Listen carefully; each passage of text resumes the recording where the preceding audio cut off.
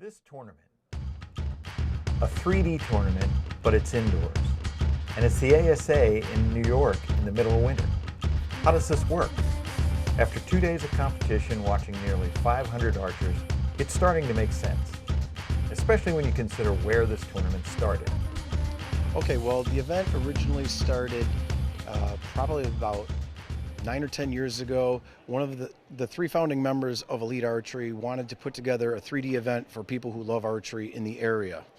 The outdoor group is located just an hour down the street in Rochester, New York, and he wanted to bring all people that love archery together and have them enjoy an event and be able to come and shoot and, share the camaraderie of the sport with each other and come together. And obviously up here you had to do it indoors because it's snowing outside. It's 10 degrees. We do get a little bit of snow from time to time. Being surrounded by the Great Lakes and having snow bands that come off, we can get a dusting or we can get a couple feet. It all depends. So this time of year people are somewhat secluded indoors, so what we wanted to do is bring people out and get them into an indoor environment where they can comfortably shoot and have a good time with each other. Well, we were watching some folks out there. People certainly are excited about this event. How about going forward? What are you looking forward to for this event from the outdoor group?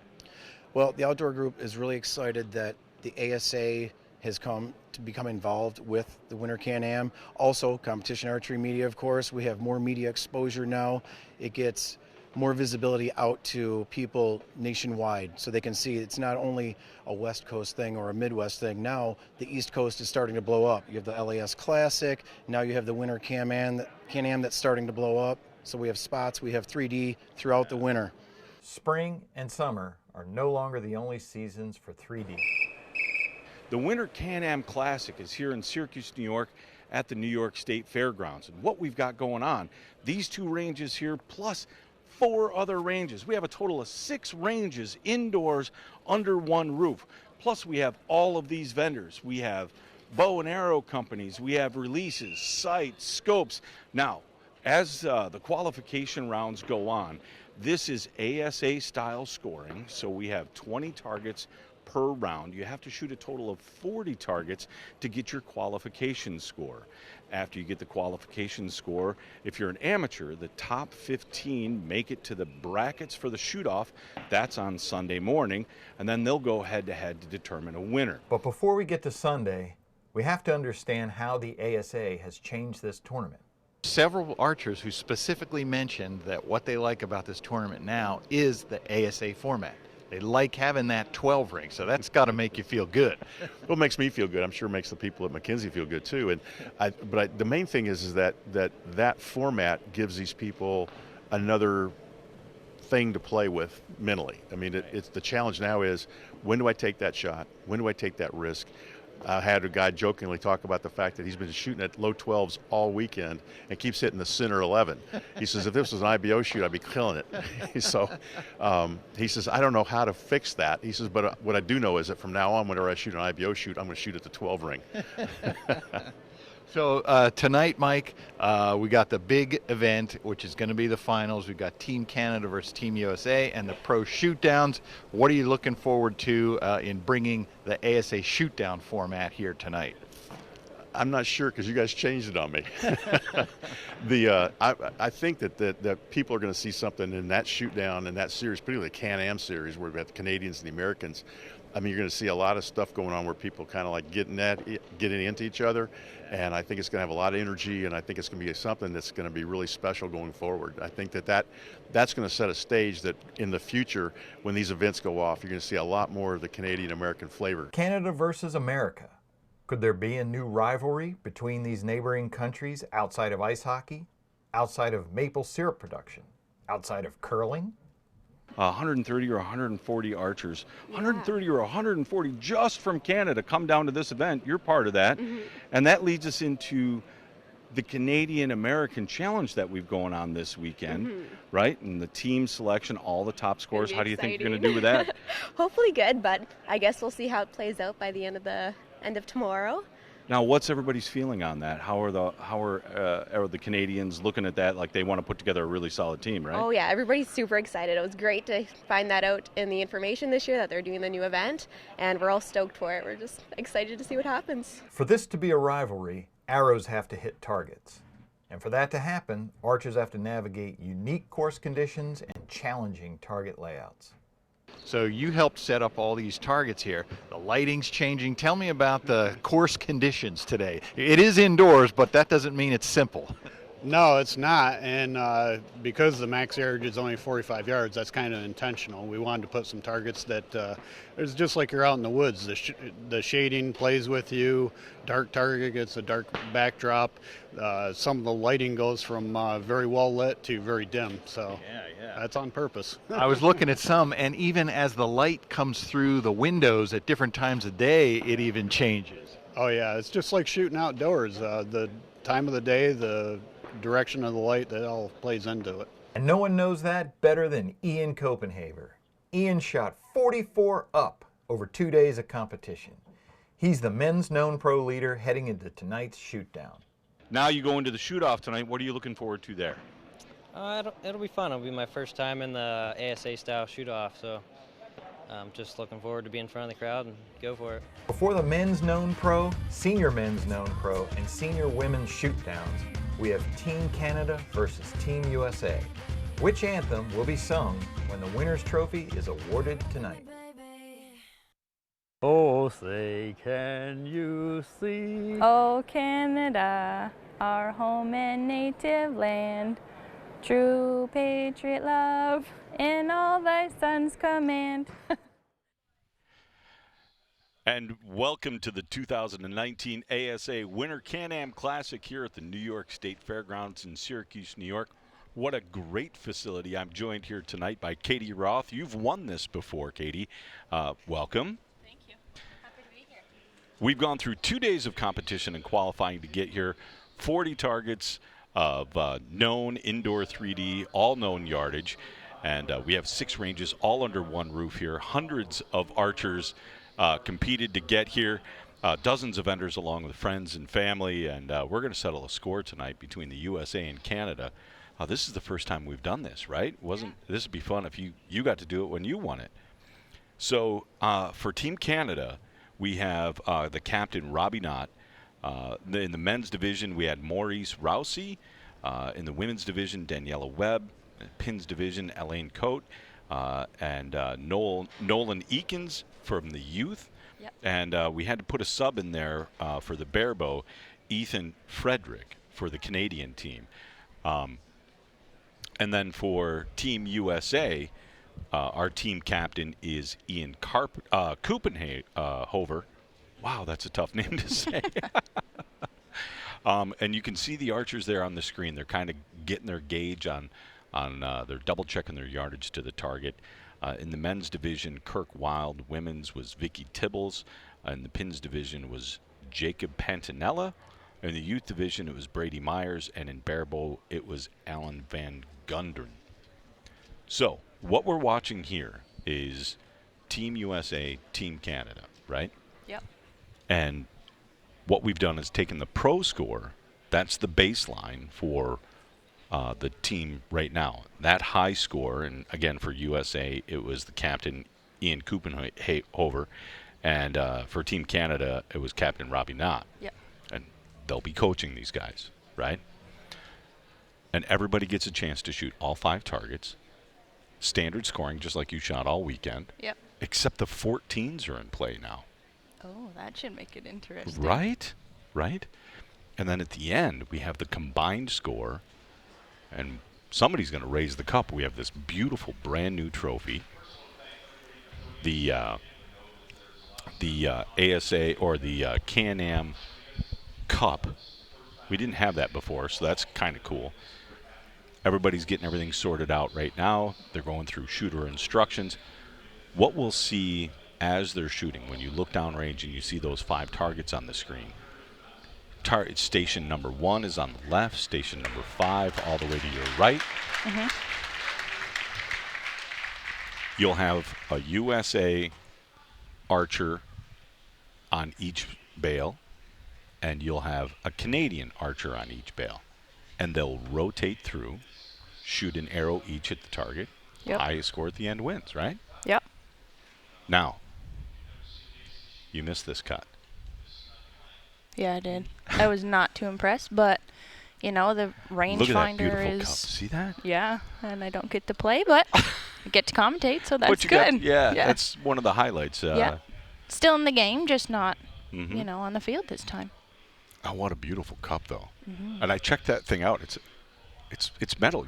You hit it and it dings. It's beautiful. Oh, yeah? Yeah.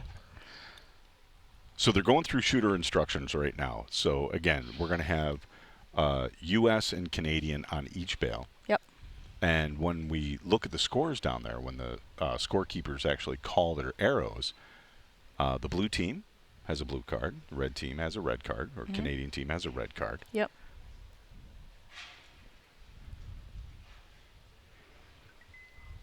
They'll have 30 seconds to shoot. So we'll hear or see the lights on the range. They'll turn green. When you see it turn green, first team will have 30 seconds to shoot their first arrow. And then second team, 30 seconds. Third team, 30 seconds. Yeah, which will change things anyway because we didn't have a time clock earlier. So, just watching that time clock is going to add that extra pressure to everybody. Right, yeah.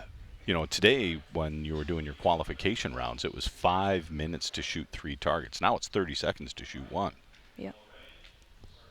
And what we have on the floor is Mike Terrell from the ASA, and he's kind of given the shooters the instructions, time to go. And you can see our first team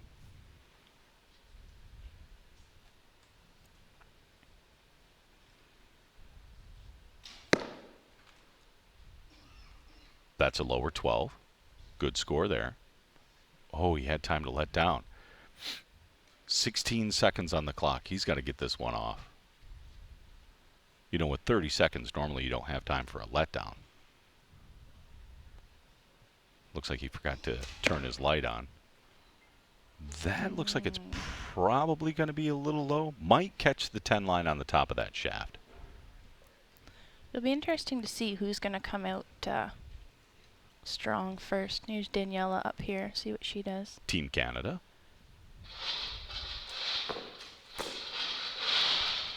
Good 10s, the pair of them. Mm-hmm. Both of them just a little bit to the right. I'm going to say they both started playing safe on that one. We'll see what the next group does. If they'll play safe or if they'll go hard for the 12 right away. That was the longer target there. That was that Howling Wolf? Howling Wolf at target 2. That's one of their longer ones for tonight.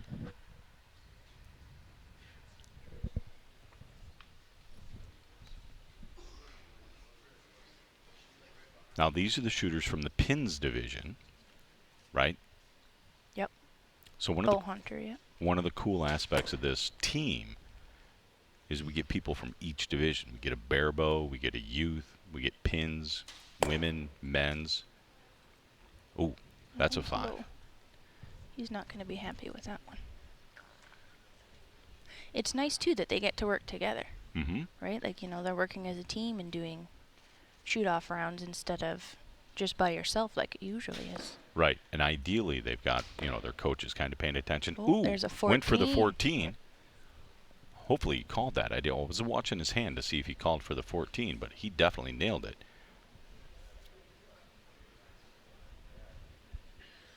Here's our bare bow shooters. That's Team USA.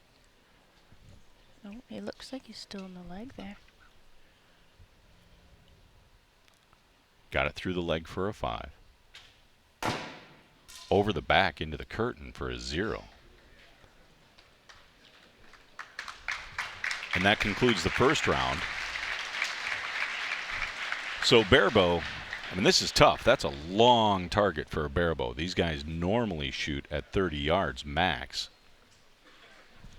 And in this division, in this open setting, we have a 50-yard max. So yeah, it's a long way with a bare bow. I would not want to be that person, that's for sure. They have a lot of pressure on them to try and, reset their sight and I guess not sight, but figure out where they need to aim, right? well above the target to even So now make we've got it there. a 12 and a 14 there.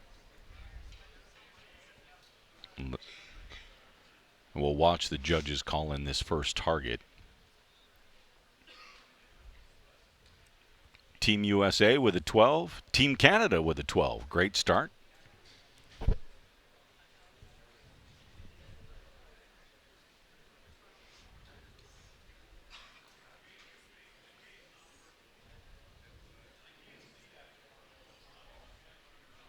And then pair of 10s there. Same thing. Tied that target up.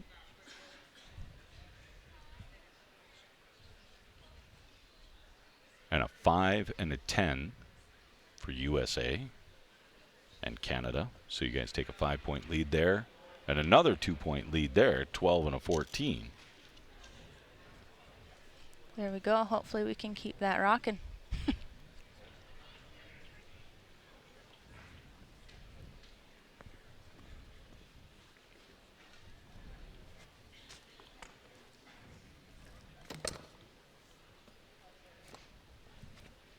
Kind of expected the crowd to be a little more cheery as everybody gets those arrows pulled there. All of our range officials make it clear back off the line. And now these archers have rotated over one position, right? Yep. So if you started on the new taper target that you see there on the left-hand side of your screen, now the bare bow guys move over to that. It's a much shorter target. Hopefully it's a little easier for them. Yeah, that taper definitely gave me a run today. Did One it? target I haven't seen yet. Right, it's a brand new So, target. Yep. Yeah. Didn't know where to hold? Nope. Between that, you know, the white and the black, both. I don't like white targets or black targets, and to put them all together, it was not fun. I did get them in the one round, but the other one, it did beat me.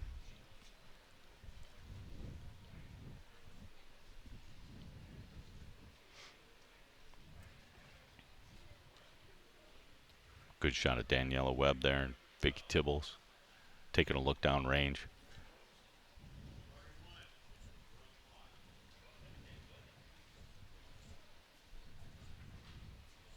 It's nice to see they've got the youth up there included as well. Yeah, I think it's 'Cause that's fantastic. It definitely- gives everybody a little bit of opportunity to see things. Yeah, and gives our youth a Wow, chance. what a great shot. Barebow hits a 10. There we go. This is your Team Canada guy. Oh, and a 5. And a 5. That'll play.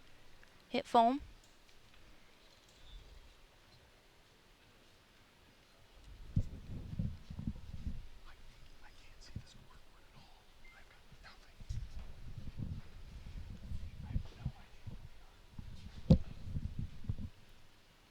So now this is our There's a 10. dead center 10 there.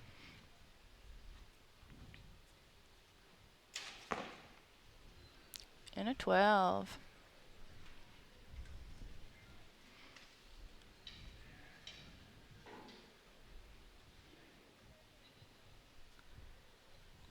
Here's our ladies up there shooting.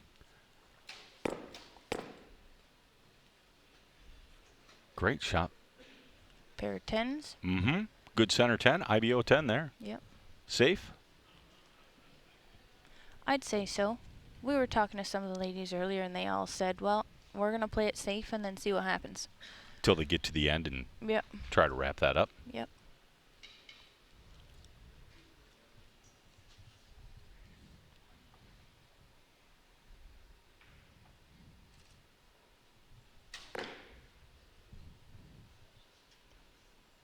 Looks like a 14 if he called it. Yeah, that was Jacob Pantanella.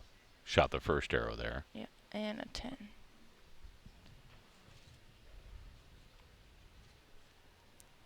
Great shot. Great shot. Our youth shooters, that's a long shot for those guys. Again, Looks pair like of a safe pair of 10s. 10s. Yep. Perfect. It's nice to see the upcoming archers, you know, get that chance at that extra pressure to shoot just to get them to that next level. Look at him take a big sigh there, yeah. Yeah, I actually took Nolan to provincials last year for 3Ds. He made our provincial 3D team, Mm-hmm. and he shot fantastic. But it's just, you know, that extra pressure to get there. to actually make the team. So it's nice to see him up there for sure.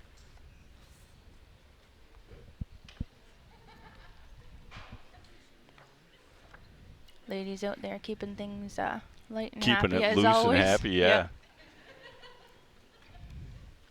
I've shot with Daniela a number of times. I know you have too, up in Yep. Team Canada, right? Target 1 with a pair of 10s there. Nope, a 10 and a 5. Oh, a 10 and a 5. Yep. Sorry, I missed that. You got us on that one. Yeah, but you had us on a couple of targets on the last This one. is true. So let's see what we got here. Target 3, 10 and 10. 10s, yep. 14, nicely done. 14, and a look 10. at that. Pair of 10s for Pair of target 10s. 5. And I think target 2 was 10 and 10 as well, wasn't it? Yes, I believe so.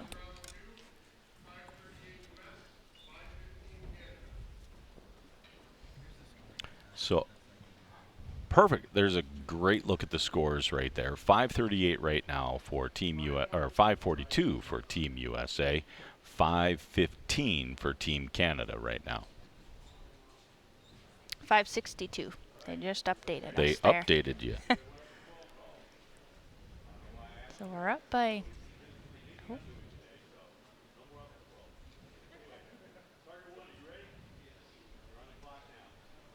Oh, we're going to come back to that. Yeah. Looks like they're...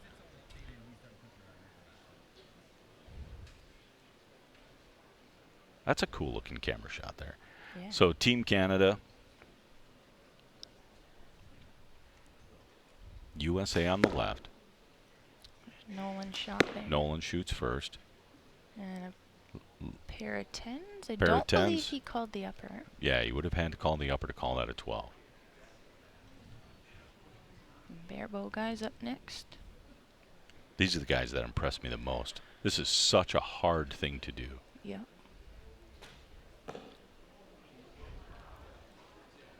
Safe 10. 10, there we go. I'll drop that finger. And More of a 5. trad style. 10 and 5.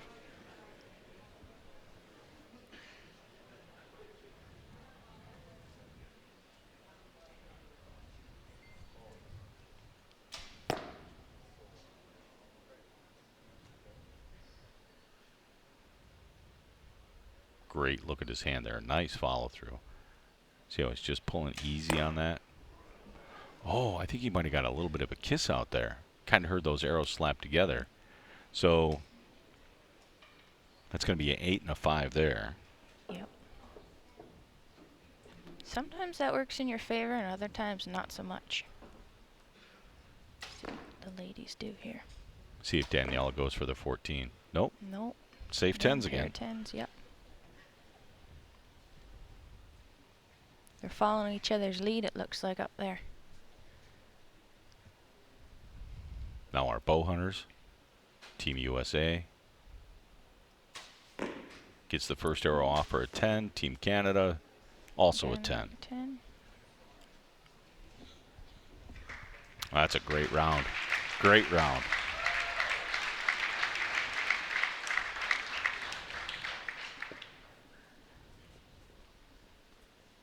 Might have picked up a couple more points on you there. The one target for sure. 10 to a 5.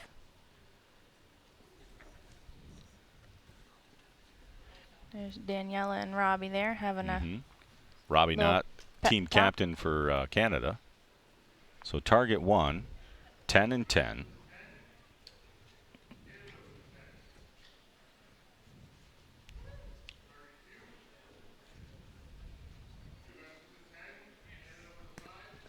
Ten and a 5. Target 3, a 5 and an 8.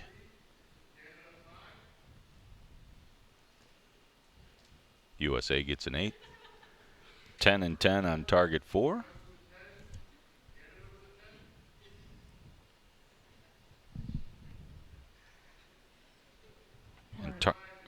And another pair of 10s for target 5 there.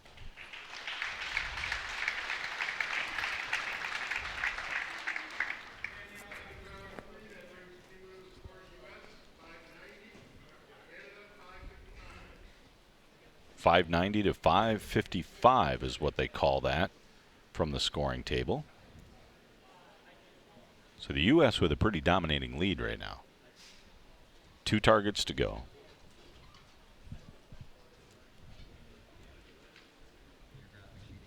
There you go. 590 in the bonus there. That's how many bonus rings they've hit. 555 with 14 bonus rings. What would you be doing in this? I'd be telling everybody. I would not be playing it safe at this point. I would be telling everybody, change up your game plan and just go for it. Every single member's got to go for the 14s at this point, right? Yep. There's no holding back. Nope, not at this point, nope.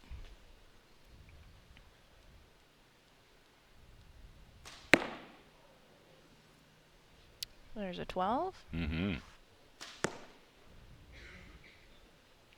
And an 8, it looks like. Yep.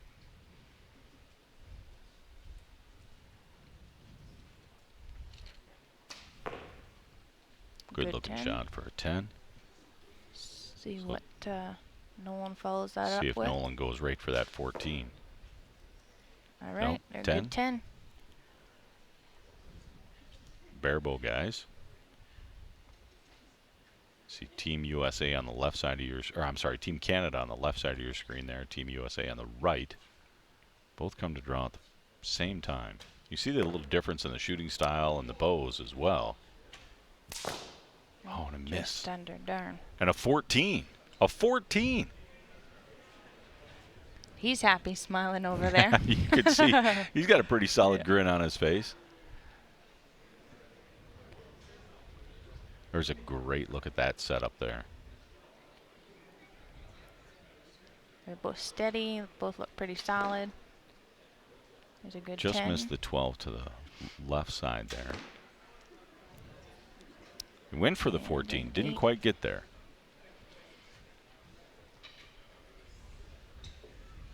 See if the ladies play it safe this time or if they'll change up their plan or Well, I'm not. hoping Daniela goes after that 14.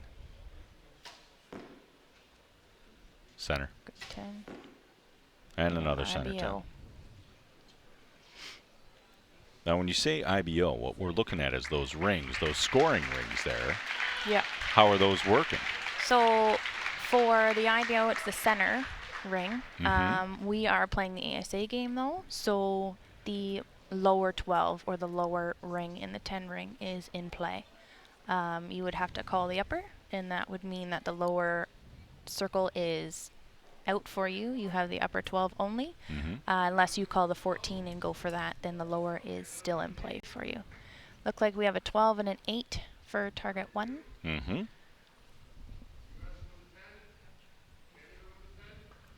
And 10 a pair and of 10. 10s, yep.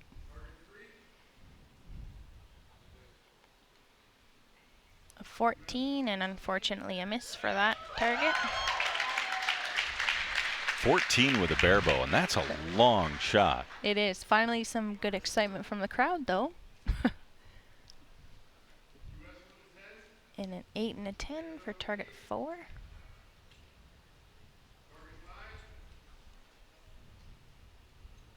Target 5, a pair of 10s.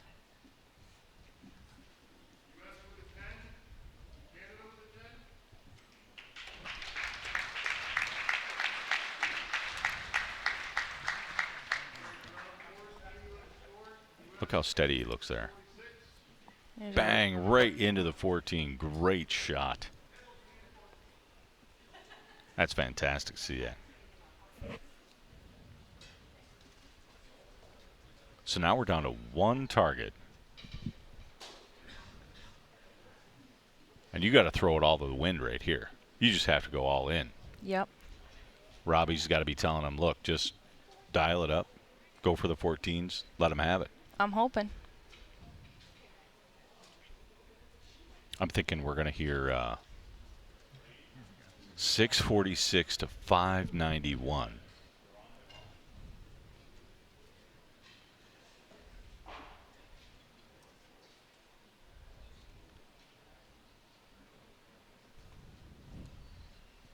Ian's got to be pretty happy. His first time as team captain, and looks like he's on autopilot for this last end here. Center 10, Daniela. And an 8. Shoots an She's outside not for going an to be 8. happy with that one.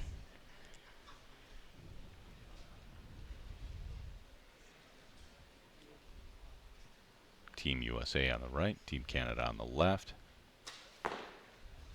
10. And I think he's got the 12. I would definitely call that 12. Yep. Yeah.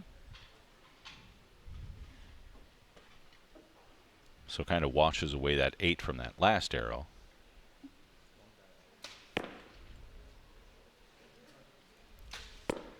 Looked like that went off clean. There we go. Matching arrows, so it's tough to tell which one landed first. But a solid 12 there. Yep.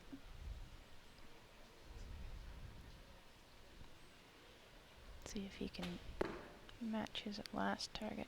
And a 10, that's good. Good finish for the barebow there. A little over the back. Yep. Looked like he was going for the finished with a 14 though. 5. Tried to do his best job possible there.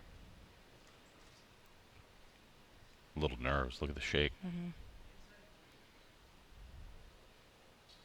Want to tell him to just pull. Good center 10.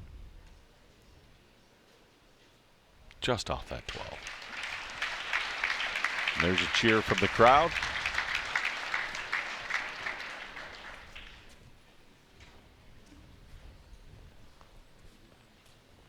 We'll get the officials down there to take a look at this. Get these final scores called in. We have a 10 and an 8. And target 2 on that brand new Howling Wolf. There you go. 10 and a 12. You picked up a couple. And a 12 and a 10. 10 for Canada.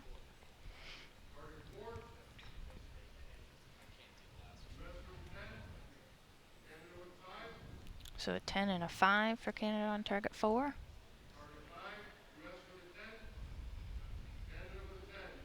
And a pair of 10s. And matching 10s on the last target. Yep. Well, the ladies played a safe game. The barebows gave us a little bit of a cheer with a 14. Yep. Looks like for the most part everybody kind of played it safe. There wasn't any, you know, really definitive shots that looked like they were really playing the There's a great lower shot of the 12 team game. captains there. On the left-hand side, Ian Copenhaver. Yep. And on the right, Robbie Knott for Canada. Mm-hmm.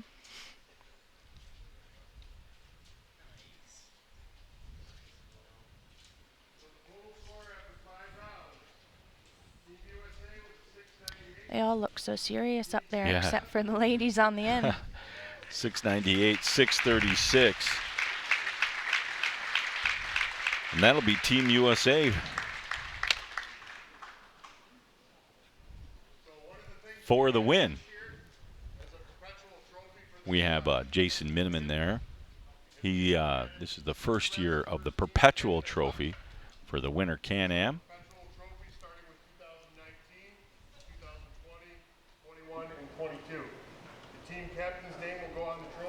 You can hear them describing. They're going to put the team captain's name on there, and then that'll go home with Team USA this time. Yeah. And a big round of applause for those guys. What a beautiful trophy. What a way to set it off. I know I'm super excited about that, and Well, we'll just have to try again next year. you'll have see to how we buckle do. down. Yeah. You guys are definitely going to have to jump in there. Yep, for sure, for sure. We definitely needed to play, you know, kind of a stronger game at the end, right? Like we were down, so that's the point that you need to switch up your game. But, you know, it depends on the experience level and how often you've been able to, you know, be on the stage and do these things to know that, okay, I'm down, I need to switch my game. Mm-hmm. But, you know, even getting this experience in general is a fantastic thing, I think, and especially for the upcoming archers like the juniors and cadets. But experience just for all, because we don't get a lot Canada side of this, one-on-one shoot-up format. So we don't get to practice it as much as, we would like to. But That's fantastic. So we're gonna step out to the floor here to PJ Riley. PJ Riley is going to do an interview with the winning team. The winning American team. I'm here with the coach, Ian Copenhaver. Ian, tell us about this win. You're the first one to bring home the Winter CanAm Cup to America. They did pretty good. They kept it consistent and just kept it in 10 ring and kept pulling away. Where's my barebow shooter who had the big shot of the night? Tell me about that one. That was a heck of a shot. Yeah, I was just shooting for foam. Caught a 14. It worked out. That's good honesty in the barebow. That's what we like to see. So tell me, and this is probably a new format for you folks being up on a stage like that. Nerves? Anything? Nerves. Definitely a lot of nerves. What'd you do to keep them under control? I didn't. Just shot. Just shot. Perfect. Let's get out here to Vicky. Vicky, how'd you feel up there tonight? I was just hoping I wasn't going to fall. Climbing from one to the other. No, it felt good. It felt good. Shooting all day. So it was great. It was super fun. These guys are great. Perfect. And the youngest member of the team, how was that for you being up there, dealing with the nerves, the crowd, everything? Went pretty well. Didn't get real nervous, so it's pretty good. So is this something that you think like you'll be able to practice? Does this make you want to do this even more? How do you feel after shooting this? It's good practice for future tournaments, getting on the stage maybe in the future. Take it as a learning experience. All right. Well, Chuck, there you have it. Team USA bringing home the first ever Winter CanAm Cup to America. We're going to see what happens next year. Well, go Team USA. That was fantastic. Well, Katie, thank you very much for joining me in the booth for the first ever Canadian American Cup. We're going to step aside here for a quick break, and when we come back, we will have the Pro Shootdowns here from the 2019 Winter CanAm Classic.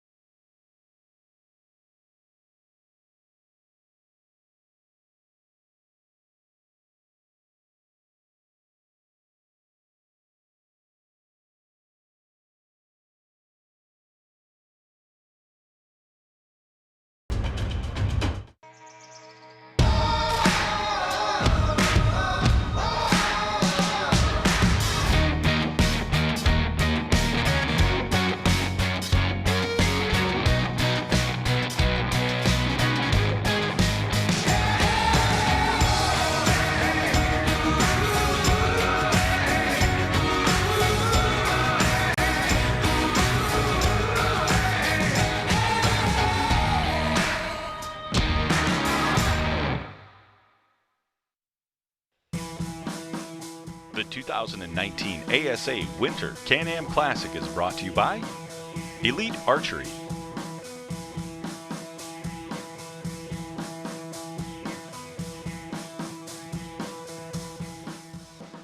Welcome to the 2019 Winter CanAm Shoot-Off. This is being held at the New York State Fairgrounds here in Syracuse, New York. What a great facility. My name is Chuck Cooley. I am joined by Scott Tozier. Scott, welcome to the booth. Thank you very much for coming down. Yep, thanks for having me. Well, man, it's going to be a great night. We just watched the Team USA Canada shoot-off. They gave away the first cup ever, and now we're getting ready to watch the pro final shoot-downs. Now, we're going to start this off with the Senior Women's Open, and then we go to the Senior Men's Pro, and then we go to the Men's Pro for the shoot-off in just a little bit. Throughout the day, or throughout the last 2 days, really, we've had qualifying rounds. You had to shoot a total of 40 animals for score, and top shooter makes it to the shoot-off. We have 5 targets here that they're going to shoot off, ASA-style scoring. And so you have the upper and the lower 12s. You have the 14s in play. Right. It's all known yardage, which helps out quite a bit. Oh, yeah, for sure. Which is a big advantage, something that's big, something that's different and unique to the Winter Cam. Everything here at this tournament is known yardage. Yep. So if you're coming into the shoot-off, what do you think you're doing different? Well, the biggest thing is just trying to, especially up on the podiums, you want to just try to relax and focus. And you already know the yardage, so you're just concentrating on make good shots. That's what it comes down to. And also in this lighting, trying to pick a good spot, you know. Trying to find something to aim at, right? A lot of these targets this weekend, it's really tough to aim at. The lighting varies a lot. You have really good lighting, you have really poor lighting. So to me, today, it was about picking a spot and making just the best shot you can make. Now, you shot this weekend. Yep. And yet you're here in the booth. Well, I didn't shoot pro, so. Well, maybe you should have. I should have. You I could would have been up there. Yeah, you'd have been on the stable. And so as we get everybody ready here, we're going to do some shooter inductions and things like that, and get the women lined up. The women's senior. We have Bernadette Diab, Pamela LeCount, and Susan Payette.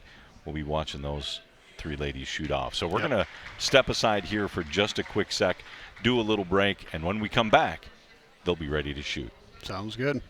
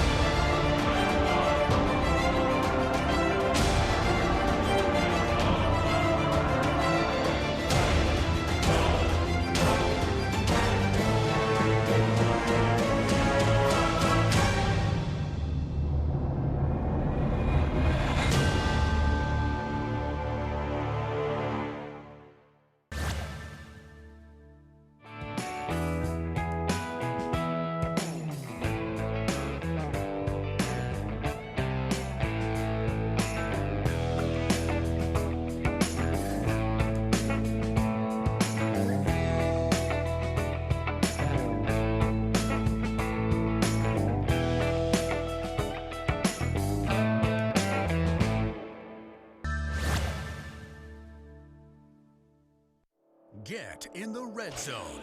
Carbon Express's small diameter Maxima Red SD, taking big game hunting to an all-new level, making other competitors' single spine arrows obsolete. Patented tri-spine technology controls arrow flight, delivering better downrange energy and accuracy, all in a small diameter shaft. Think you're shooting the best hunting arrow in the game?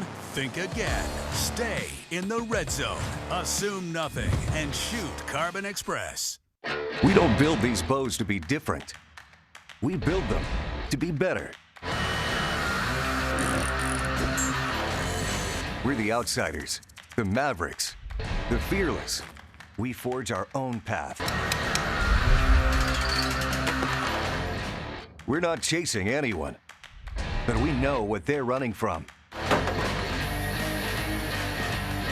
It's an obsession, and the obsessed never rest. The 2019 ASA Winter CanAm Classic is brought to you by True Ball, Excel, Matthews, and Shrewd Archery.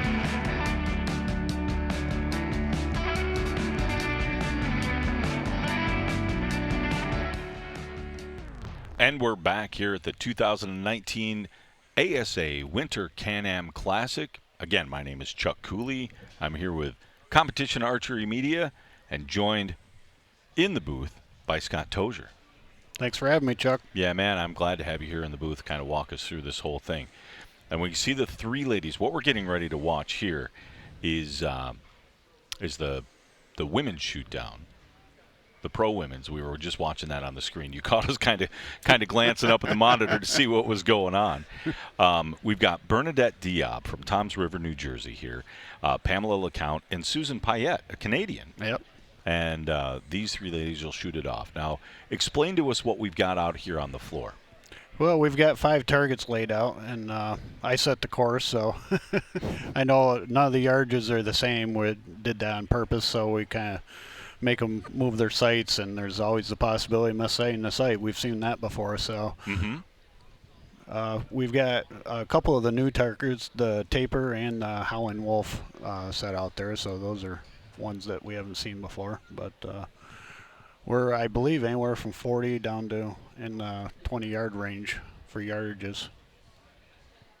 Yeah, it's a pretty good poke. Now, the lighting here in this particular section, this was something that we set off away from the rest of the tournament, so it's a little bit different than what they've seen during the day. Now, this building that we're in this beautiful new location here at the New York State Fairgrounds. Big, huge, giant building. We got 6 ranges in here, all under one roof, plus all of our vendors, all of our registration. It's pretty cool, really. Oh, yeah. But one of the things we noticed when we were talking about some of the events as they went through the last couple of days of qualification was how the lighting changed, right? There's a ton of windows in this building, a ton of glass, and you would actually see shadows move, right? You could see it, how targets were getting lit up differently. Yeah, definitely. Depending on the time of the day, you could see lighting changes hugely, just like you can outdoors, depending on the time of day. I could see myself shooting right and lefts, actually, because of which is kind of strange to hear indoors, but I was getting some movement right and left just because of the lighting coming through the windows. I wondered how that would play in. I wondered how people would deal with that kind of whether there would be a strategy there. You know, some of the rounds were shot last night after it was dark, so now we have full, just, you know, artificial lighting. Right.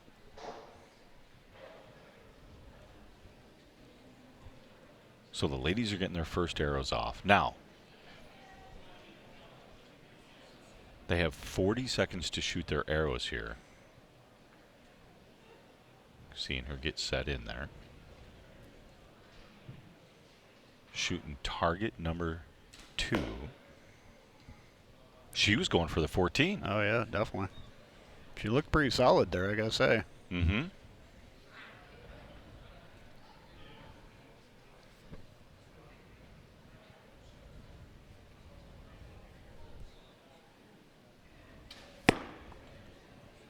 Now it's a little hot, but good shot. Looking at that upper 12, maybe. Yep. Could have been making a stretch for that. Yeah, I don't think she called it, though. So we'll get our first scores here.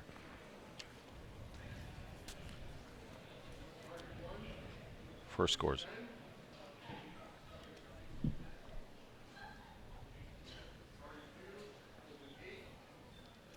Target 2 is an 8. Target 3 is a 10. So our officials will go down there and pull those.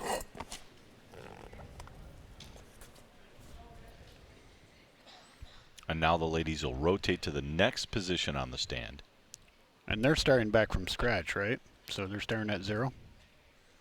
I know the pros are carrying their score, but I think the amateurs don't carry their score, right? I didn't ask that question. Well, I would have we imagined should that see. these are going to come through the same way. Yeah. I'll have to wait for a call from the truck to tell us exactly where the scores land. And there we go. There we go. Yep.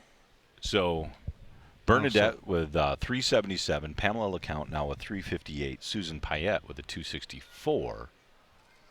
Her cumulative. Yeah, so that's carrying forward. Okay, yep, they're carrying their scores. Mm-hmm. Mm-hmm. And now Susan's going to be over there on bail number 1. Okay. That was the cool thing about that leaderboard is you can actually kind of see where they're going to be. Yeah. So she's got nothing to lose. She should just push them all at the 14. Yep.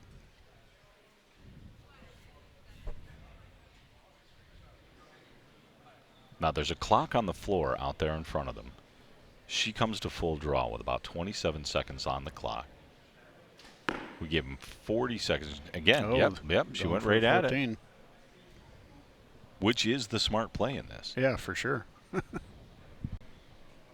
Yeah, if you've got nothing to lose, you might as well go for it. There's a nice black dot there on the left of the taper too, so. Mm-hmm. Gives her something to see. Now, when you talk about that nice black dot on the taper, just under that 12, I think. She's shooting a little bit of a skinny arrow, so I don't think she's going to catch it. Yeah, that's close. Oh, that's Susan there, actually. I had that out of order.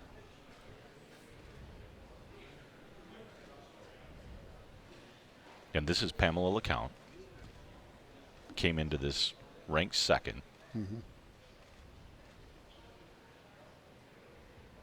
Relaxes her thumb off that hinge. She's looking pretty steady, I gotta say. Center 10. Yep, it's a good shot. So now we'll get our officials downrange to take a look at those. She eyeballs it to double check her score.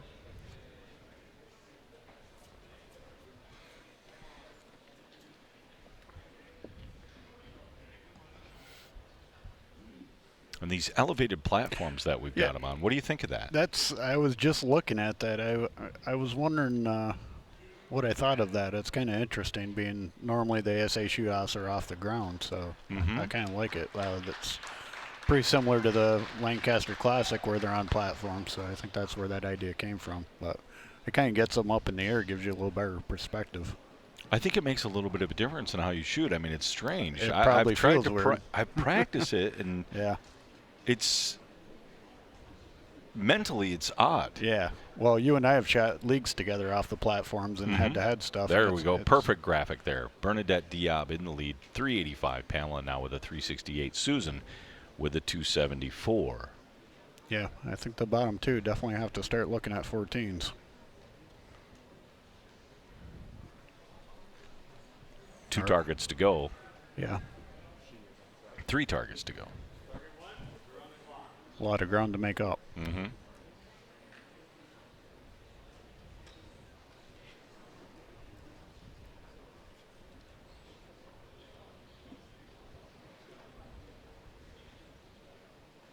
So this would be Pam going first. Currently sitting in second with a 368, so go right for that 14. She's shooting at the taper. Yeah, I think she just had maybe a dip bang there. Maybe she was going for the 12. She could have. She either missed left or missed a super low. So now we're looking at this Howling Wolf. That's a great picture right there. Yeah. Gives you a sense. Just a little over that. Yeah.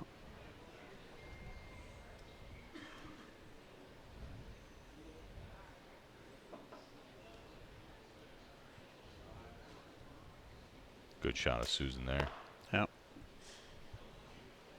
I think she was going for the 14. Yeah, for sure. Just over the 10 line into the seam there. Did she hold the 8 on that, do you think? Oh, yeah. I think that's still an 8. She takes a look to see what all the other girls have done. She looks like she's having fun.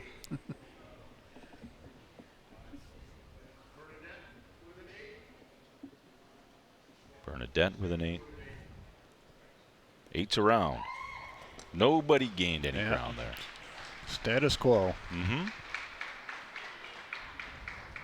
It's a lot of pressure to be going for those 14s. I can imagine your dots probably sitting up and off the back quite a bit. 393, 376, 282. It's a pretty commanding lead. Yeah.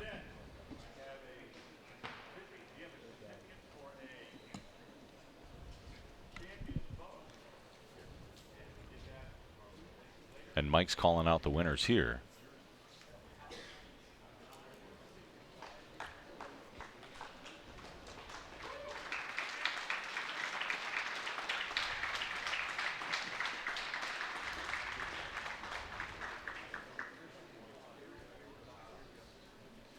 Well, I'm guessing what happened there is we.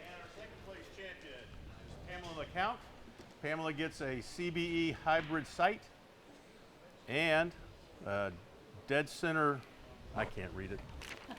You get some stuff. There you go. You're on taking turn two. They get a nice prize back here. Oh yeah. This Okay, shoot's and our always third had a place lot of champion nice is Susan awards. Pieta? Piet. Congratulations. And there's where's our camera guy? There he is. So Susan will take third there. And like you were saying, this event historically has given away a lot of prizes. A lot of prizes. It's always had a good attendance just because there's a lot of prize. Like physical prizes, not just cash. Like you get bows, arrows, stabilizers, rests. Sights. Yep. So we just got done watching the women shoot here. So, Scott, we're going to step aside just for a second. And when we come back, we'll have more shoot-offs. Vince Lombardi once said, winning is not a sometime thing. It's an all-time thing. You don't do things right once in a while. You do them right all the time. Winning is a habit. Unfortunately, so is losing. I've learned in my career I'm only as good as the tools I use. 12 for Levi Morgan. One chance, one moment, one shot.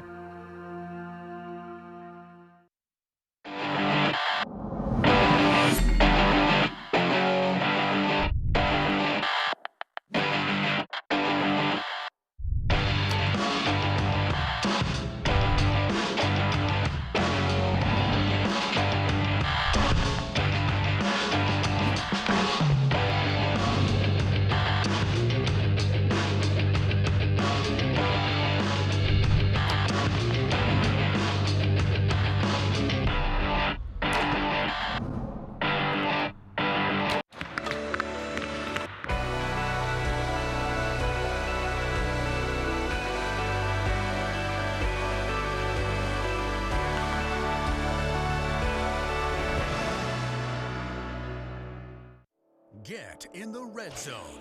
Carbon Express's small diameter Maxima Red SD, taking big game hunting to an all-new level, making other competitors' single spine arrows obsolete. Patented tri-spine technology controls arrow flight, delivering better downrange energy and accuracy, all in a small diameter shaft. Think you're shooting the best hunting arrow in the game? Think again. Stay in the red zone. Assume nothing and shoot Carbon Express. The 2019 ASA Winter CanAm Classic is brought to you by PSE, Hoyt, and Easton Archery.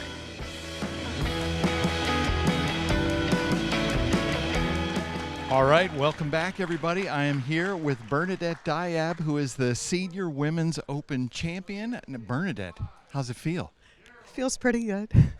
Very good, actually. It was my first time here at the ASA, and I enjoyed myself a great deal.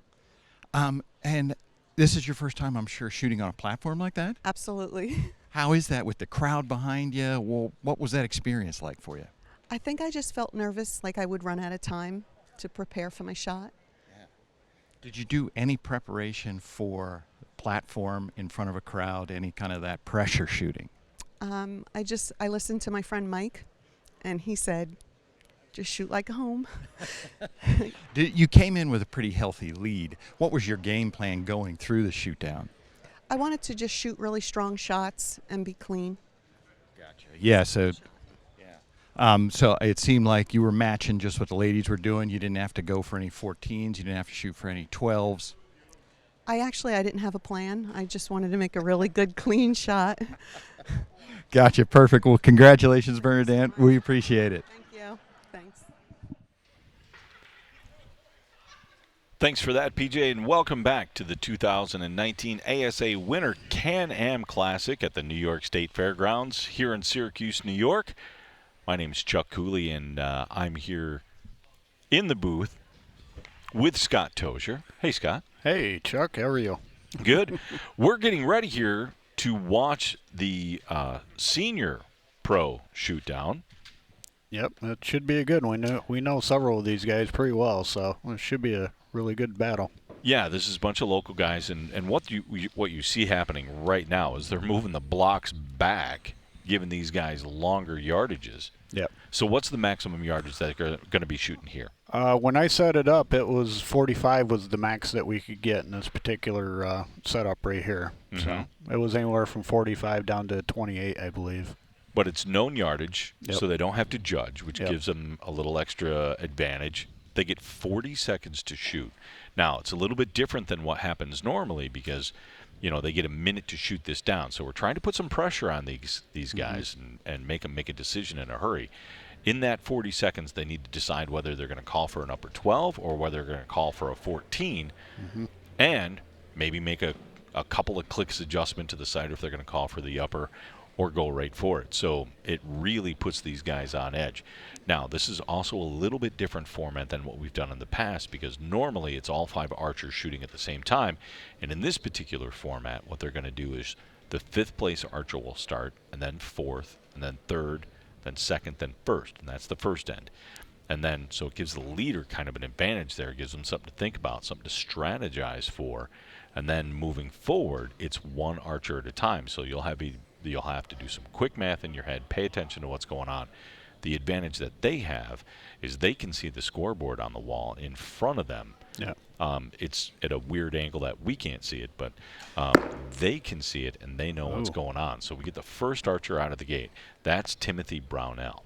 Looks like he's going for the 14 right off the bat. Well, he should. He came in qualified with a 369. Mm-hmm. And this is Gary Neal. Now, we both know Gary really well. He's yeah. He's my coach, your coach. Yeah. Has an awful lot to do with a lot of these archers in this area. Gary's been on the tour for, 30 years probably? Yeah, he's been around as long as I have, and that seems like a long time. Mm-hmm. Now, Gary came in here qualified with a 401, so he's got a little bit of a cushion. Oh, there you go. Went right at the 12 on that one, but he's shooting X10s. Look Yeah. at that, the skinniest arrow on the planet that you can shoot for 3D. Yeah. He's All I can kinda- think of is they group better for him. So if they group better, you should still end up with the same number of 12s. He said they were flying perfect. Now, this is Yeah. John Vazzi. John Vazzi right here out of New York. Now, John, you know him. He's a Oh, yeah. perennial guy here on the tour. He's a national champion, world champion, ASA, IBO guy. Been out on the tour for decades. Yeah. Recovering from shoulder surgery. A total shoulder replacement. Complete Yeah. replacement. And he's out here at it again. I think this is his first tournament back. Yeah, This is Mark Knott. Mark Knott. I know Mark pretty well, too. I see him at a lot of events. Out of New Hampshire. He clipped that high. I think he held the 8 ring there. Yeah, it's hard to tell. from But this he's angle. up there. And this is your number 1 qualifier, Daryl Retchick? Yeah, I believe so. Shot a 412 with Yeah. 10 bonus rings. Yeah. From what I hear, he was a semi-pro that just turned 50, so a lot of those semi-pros can really lay it down. Yeah. And he laid up a 10 right in the center of that target. Yeah. Now, that's the farthest target they have to shoot here tonight. Yeah. And that one's, what'd you say, roughly 45 yards Yeah, or it's so? about 45 yards. Mhm. Yeah. That's the farthest one they have to shoot. Great round of applause for these guys. Yeah. And so let's take a look and see what Timothy got. Tim got an 8.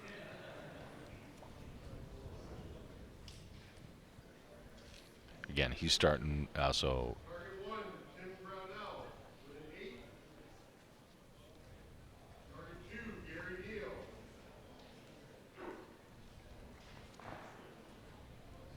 I can't see oh, he's got a 10. The judge is holding a 10 down there. John Vazzi, also with a 10. Mark Knott with an 8. With a 10. That's got to feel good to get those first arrows out of the bow. I know the first one for me is always the hardest. Once Now, I do you get that one going, it's usually okay. Do you think these guys are feeling the same pressure? I would think so. I mean, all us seniors don't hold like we used to, so. Now, look at this. You know, between second and third, you've only got 3 points difference. Yeah, so there's definitely some strategy. That's what I was saying with the short amount of time, whether you're going to hold on the 14 or go for the lower 12, which for myself, I'm going to add a yard if I'm going for the lower 12. So if I'm trying to shoot the 14, I've already set my sight. Trying to go for a 14 is going to be a little difficult because you want to make sure you hold a little under it to hit it. Right. So there's definitely going to be a little strategy going on here, especially when we get in a couple ends.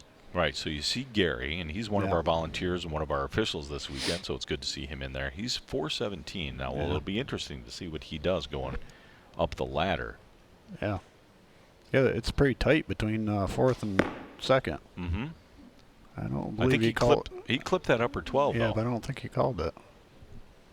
I think they have to call him here tonight. Oh, no. No, I think they do. 14s they don't have to call. Right. Oh, he's win at the 14. Well, Had to. You got to give him, props. I mean, you've got nothing to lose at that point. But yeah, he absolutely had to go for that 14. Yeah, he knows. So, on how this rotation works is they shoot left to right. Gary's got a little strategy going on here because he could move right up into third or second with a 14. What do you think he's thinking? What do you think he's doing? I think he's thinking 12. He doesn't want to put himself out of it either. Looks comfortable there. Yeah, he looks good. Oh yeah, he's definitely going for it. He got it. I'm gonna say he probably pulled that. Man, I bet he's wishing he was shooting about 23 right now. Now John Vazzi, man, I'm so excited to see him back after shoulder replacement this fast. I couldn't believe he came back this quickly. Yeah, when I saw him this weekend, I thought he was just working a booth, but he said no, he's shooting. He looks pretty solid too. Ooh, that might be just out. Looks like it's just out. Yeah, I think. Now, you've been doing this long enough that you can tell that's probably not pulling the line, right? Yeah, it didn't look like it was stretching the line. Mark's been around a long time, too. It didn't look like a really good shot out of him. Yeah. Looked like a little jumpy there. Yeah. I'm going to say that's probably an 8 up there as well. Yeah, that something looked like something happened there. So we'll get the officials down there. We've got, he's looking to see if he called for the upper. The official there, so that's a 10. He didn't. I didn't think he did. So Darryl shot a 10, so that'll give him 442. Yeah, generally you have to call the upper before we start. Yep. With a 5. He had good height there. He needed him, though. He needs to go straight for the 14s. Yeah, I believe that wolf was like 43, so that's a pretty good poke. 12, Gear Bear. Yep, you're right on that one. I wasn't sure about that. You don't get many good calls with X10s. That one I think's just out. Yep, 8. 428 they'll give him. John's got to be just happy to be here shooting again. I shot with John at the IBL Worlds, and he could literally not miss. That guy can judge unbelievably. Yeah, I've seen John on the range for years. Just absolutely command. He's been around a long time, and he's been really good a long time. So we've really tightened this up here when you look at these scores now. Oh, there look we at go. that. Tim Oh, Brownell, wow. 392. So John Vazzi, 428. Gary Neal, 429. Mark Knott, 431. Now those guys are super tight. Yep. Yeah. Darryl's still got within, a good lead. but he's still within reach. He's, you know. Well, 14 would put him, right up there, but. Mm-hmm. That's a pretty gutsy move, though, because you miss a 14, you go right back down to 4th pretty quick. Mm-hmm. So he's probably playing it a little bit smart. Now, if these guys are looking at the scoreboard, and they can see it, I mean, we can see it now from here that they've got it up on the wall, and it's big and black, white, so that they can have a really quick look at it. They can see what's going on. He gives them the nod. Now, he didn't give them a thumbs up or anything like that. He's just saying, yep. Now, again, these guys get 40 seconds to shoot this. Yep. You got to be thinking Mark's just thinking solid 12, good shot. Yep, and he's shooting at this taper here. Mm-hmm. That's got a good mark on the 14 though. If you're going to go for one, see, Just a little low though. But he looked at that wrong dot. You can see exactly. that arrow hole. There's a dot right underneath the 14 and one right to the right, so you can connect the dots there pretty well if you need it. Mm-hmm. So that'll put him. Yeah, that would be the one I'd go for too.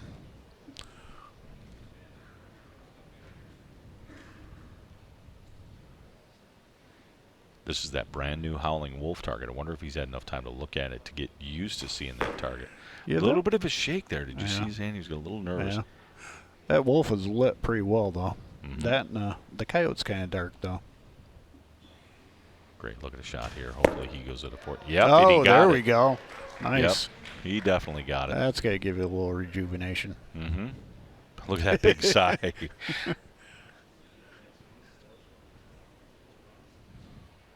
Gary's been really shooting well this year, I got to say. You know, he's been working really hard on his Yeah. mental game. Yeah. Putting himself back. Ooh, he's got a little wobble in that stabilizer, though, but he shoots right through it. Center 10. His shot always looks the same, though. Mm-hmm. That was that close target, number 4. Yeah, that's a tough one to shoot at because there's no definition on that thing. No, and you put it right in the shadow, didn't you? Yeah, it's dark right there. Bozzy out there on the big deer. Little wobble to the stabilizer. Still look pretty good, but a Still solid safe, shot. good safe Yep. 10. That's the long one, though. That's 45 yards, so that's a pretty good shot for 45.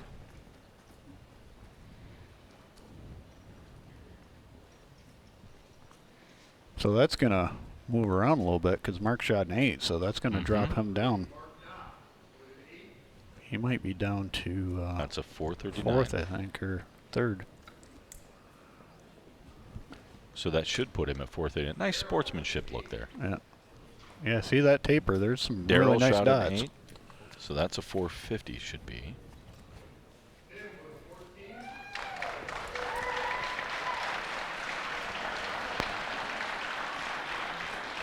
Wow, beauty. 406 there.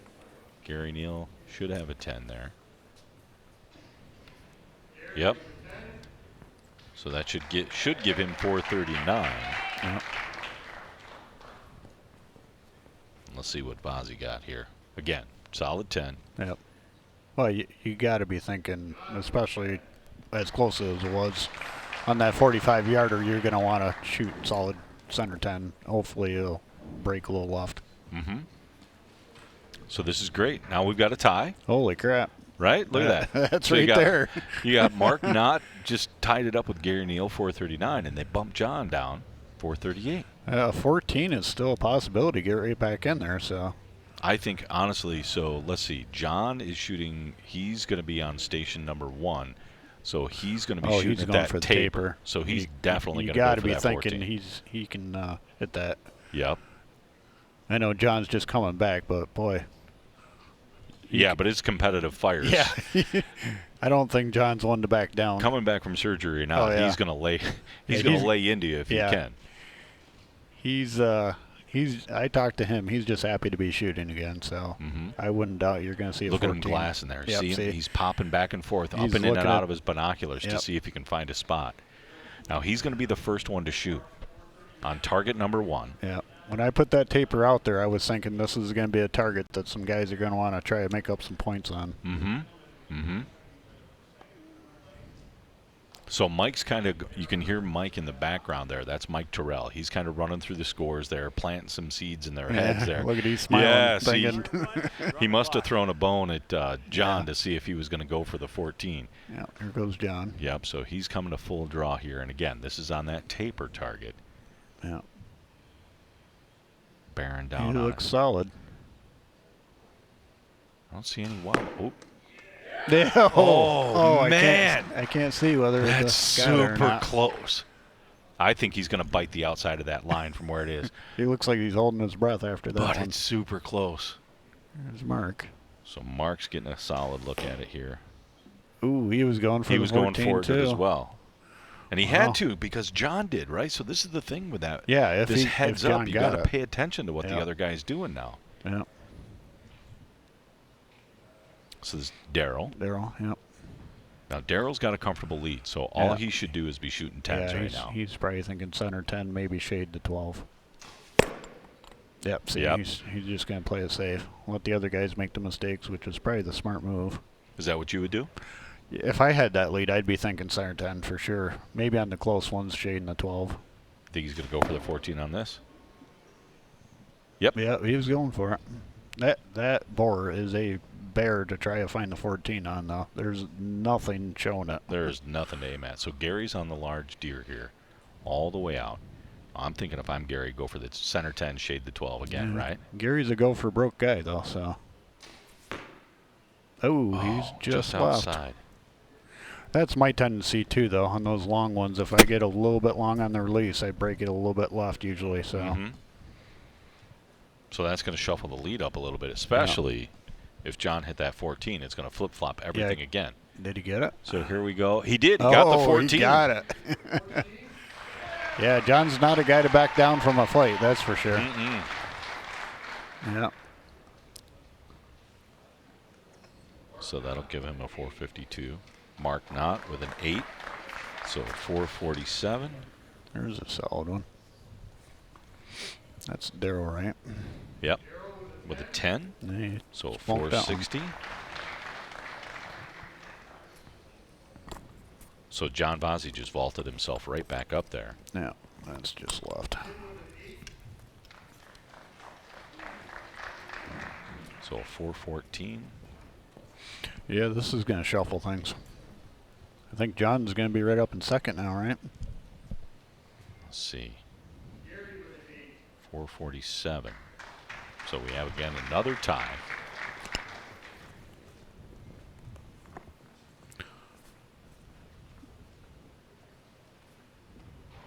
See if Mike gives him another little pep talk here. Yeah. It's certainly inspired John, that's for sure. Yeah, it did. So I haven't seen the first tiebreaker if there's a tie for score. And I can't read that, so I'm going to, before you shoot, I want you to know exactly where you stand in terms of score and bonus rings, so you can make your decisions on what you want to go for. Oh, and don't forget, there are thousands of people watching you guys right now on the internet. No pressure there, right? Don't think about that, but remember that.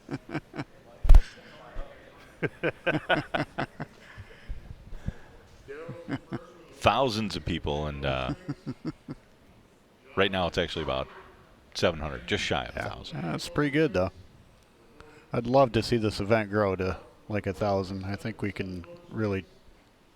You know, I really think with this new venue, yeah, you know, everybody I've talked to this weekend is thrilled to death. Oh, yeah. And you can hear Jason calling out the scores so that everybody knows what's going on.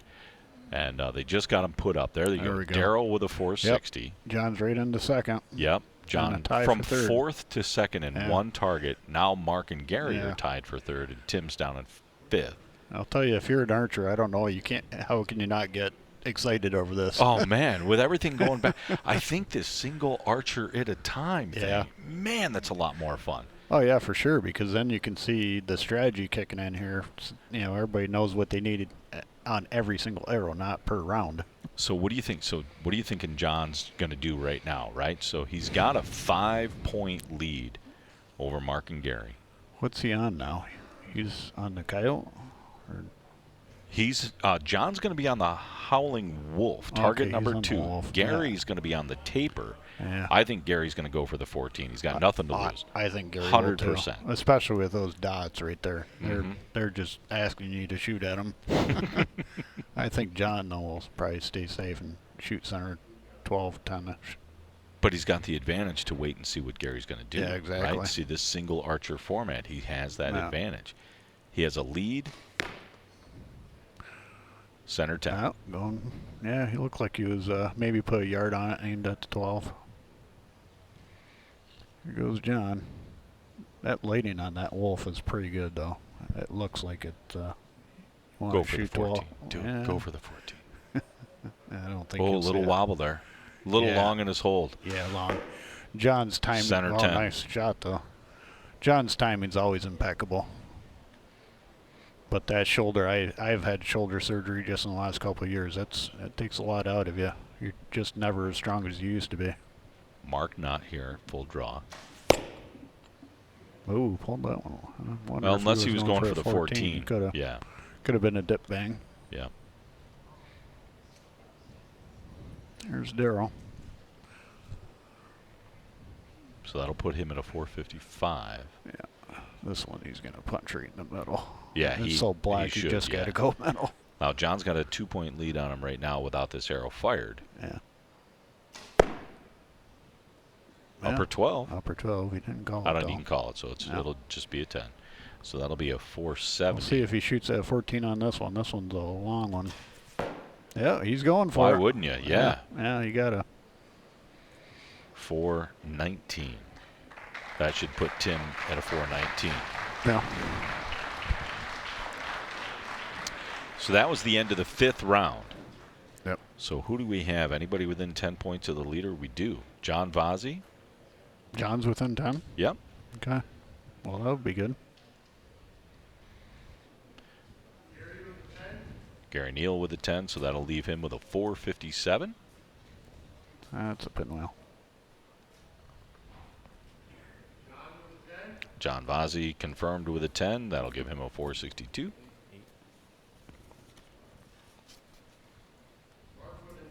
Mark Knott with an 8 goes from 447 to 455. I was going to say, where's that leave Mark and Gary? Puts Gary 2 points ahead of Mark. Okay. Daryl with a 470.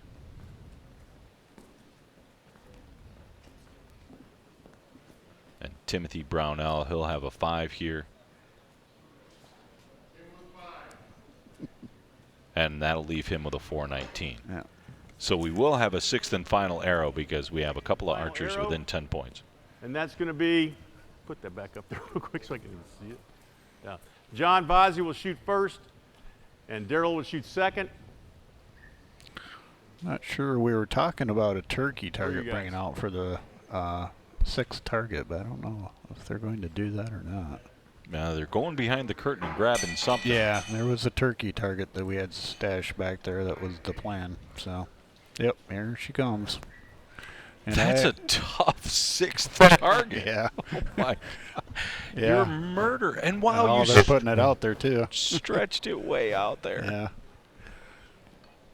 Wow, Yeah. you're a tough range official. I didn't. I don't have anything to do with that one. Oh, okay. Oh, there's some pretty good lighting on it though. Yeah, you can see it. Not much to. Well, there's a little light there to point to the 14, but obviously John's going to go for the 14. Now Mike does. It looks like he's moving him Oh, he's forward moving him here. up, so that Yeah. looks like a good 8 yards probably. So. Mm-hmm. And if I remember correctly, that's got to be about 44 from the platform. So I got to be thinking 35-6 here. Yep. That's still a pretty good poke. Yeah, no, But that's a good one. It gives them a chance for the 14, though. It does. It keeps Certainly. that 14 in play, and that's one of the things I really like Yeah. about this sixth arrow. If you keep that target at a Oh, he's reasonable moving distance. them up even more. Oh, look at he's Johnny putting getting them right up on the- the platform. Look at that. You go from being little 18 inches or 12 inches off the floor to being 2 feet off the floor. That's different. John gets a good range on it there. Yeah. Yeah, so it's, gosh, probably 12 yards in front of that. So Oh, yeah. they definitely have a chance there. You see how John's looking through the backside of his rangefinder there? That's a great little trick to see your magnifier or Yeah. to see your tape. Yeah, I shot with him this summer. He does that all the time. It's definitely gives you those in-between yardages. Those senior eyes. Yeah. So John will have 40 seconds to shoot this. And you can see how he's popping in and out of his Yeah. binoculars like that? He's looking through the binocular to see a spot and Yeah. then again looking at it with his naked eye to verify that spot. Yeah, a little trick that I was taught years ago is you put your eyes up and then take your binoculars out of focus and then in focus and out of focus, and that kind of shows you what you'll see with the naked eye and what you're aiming at. So that's a nice little tip I got years ago. Does it work? Oh, it definitely works. For sure. It looks a lot more like what you're going to see with your naked eye and what you're going to aim at. Mm-hmm. So John Vazzi up first here, coming in with a 462. Yeah, unfortunately, even if John hits the 14, this thing's close enough that it should be a fairly easy 10 for Daryl. And he got the there 14. we go. Nice shot, John Vazzi. He's leaving nothing to spare. I like that style. Yeah. So 462 and a 14. I wish that turkey was about 45 yards, then Daryl might be a little more nervous. Mm-hmm.